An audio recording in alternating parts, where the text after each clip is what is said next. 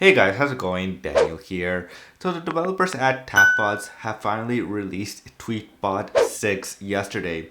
And today guys, I want to show you guys around the app and what's new, what's not new, and my thoughts on the app. So let's get started. So of course, it pretty much is not a big, huge difference. Of course, the timeline here that you see is a little bit of small little redesign changes there and there, but it's pretty much the same like Tweetbot 5 from last year. So, what's the biggest, newest difference, of course, on Tweetbot 6? So first off, of course, the app is free to download. You can use the app for free if you want. But the biggest difference is now in-app subscription model the developers went with. So that means you can either pay, of course, bi-monthly or bi-yearly. Those are the two choices that you have when you want to subscribe, of course, to Tweetbot. And of course, that allows you to unlock all the features for Tweetbot 6. So without the in-app subscription, you cannot tweet within the app. You cannot like the tweet. You cannot retweet. You cannot really do anything with a tweet. That's all done if you only accept the in-app subscription based of a monthly or yearly. And of course, it supports the developers, of course, for future updates. It also lets you use the improved API that Twitter has released for developers who make third-party Twitter clients as well. And so, yeah. And so, is it worth it right now to buy the in-app subscription for Tweetbot? So right now, I have not bought the in-app subscription of Tweetbot 6. That's because there's not really any new big features that pop out to me. If I need to tweet, I'll just use the official Twitter app because I don't need to tweet from this. So right now, pretty much the free version of Tweetbot 6 is mostly a read-only Twitter app that allows you just to read tweets and not of course like or anything like that. So like if I try to like this random tweet right here, so if I go right here, of course, I cannot do anything. I can only share it, of course, and that's it. That's all I could do. I cannot do anything else. So it's pretty, it's useless pretty much having this app right now if you're not paying the in-app subscription. So yeah, it's not really anything new. Another big difference, of course, is that in the settings, of course, you have icons that you could change as well. So you could change it with the new icons of Tweetbot 6, or if you would like the older versions of Tweetbot app icons, they're still there for you to use as well. And of course, you can change the display, of course, to change the font. I like the San Francisco rounded font still, so I'm just gonna leave that by default. Of course, you could change the short swipe right gestures and everything to retweet or like, which is really nice. And then of course you can add the sounds as well if you want that too. And then the browser, of course, you can change the browser if you don't want to read it from the Tweetbot browser. If you want to instead open it from the Safari or the Brave or any other third-party browsers that you have installed on your iPhone. So the app is available, of course, for iPhone, for the iPad, and also for the Mac, which is two different apps, of course, with the iPad and the Mac. So you'll have to pay. I think you'll have to pay separately for the Mac version as well. Don't take my word on it. Maybe I'm wrong.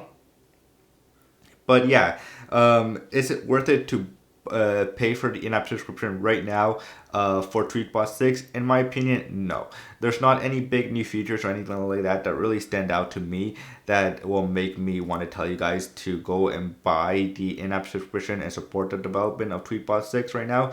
It sucks that developers didn't give the option to maybe buy a lifetime version of the app, which maybe hopefully if the developers at Tapbots are watching this, they can release something like that instead for me, because I don't like I don't like paying for subscriptions in the app, of course. I'd rather support the development by buying a one-time purchase and that's it. I don't care if it costs me $10 or $20, but rather than paying a subscription, it's way better than doing the subscription-based model, in my opinion. So yeah, that's the only thing that I'm really disappointed, of course, is that the subscription-based model now within the app, of course. And also it sucks because you cannot tweet, of course, without the in-app subscription, without the be subscribed to the app. You cannot do anything really much. Like I said, it's pretty much a read-only Twitter app now. Tweetbot 6 in the free version, unless you, of course, subscribe to Tweetbot 6. But I understand, of course, the developers do want to have, of course, they need to have the app support, of course. They need, they need to make money as well, since they, and also maybe it's not their decision, maybe it could be Apple's decision as well. Maybe they're trying to push, maybe Apple's trying to push developers to do the subscription model so that developers make money, but also Apple makes money every month as well, from the cut that they take. So maybe there's a lot going out right now there. But yeah, and another cool thing, of course, that with another awesome feature before I forget and we end this video, is that you can actually now, of course, hold, of course, which allows you to add different sections. So if you want to search for tweets, if you want to have it for the portfolio instead, you could do that just by holding on the icons, on the last two icons right there.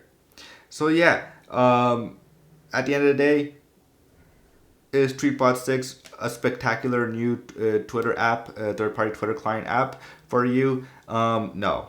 Like, there's nothing really, anything good for me to tell you about this app. Other than that, it looks really nice. Of course, it used to be my favorite third-party Twitter client app with Tweetbot 5, Tweetbot, like all the past Tweetbots apps that they released. But yeah. Now it's not, I guess, because maybe the subscription model base for me changed, but maybe that could change in the future. I'm not saying it won't. It could change if developers maybe do release new features that are only available, of course, on Tweetbot 6. Maybe the developers are releasing new features in the coming weeks or months that will make me change my mind, and maybe I'll make a video about that if they do that. But yeah, other than that, I would not want to recommend you guys paying for the subscription base for Tweetbot 6. I know it's really hard for me to say. I support developers who make amazing apps like the developers at Tapbots. But yeah, like Tweetbot 6 is nothing really anything new other than, it just, I guess it uses the new API for developers to use for a better experience, for a better Twitter experience. So yeah, that's it for now, guys. I hope you guys enjoyed this video as much as I did. Don't forget to hit the subscribe button, because that does help a lot if you hit the subscribe button. And don't forget to like the video, and I will see you guys later. Peace.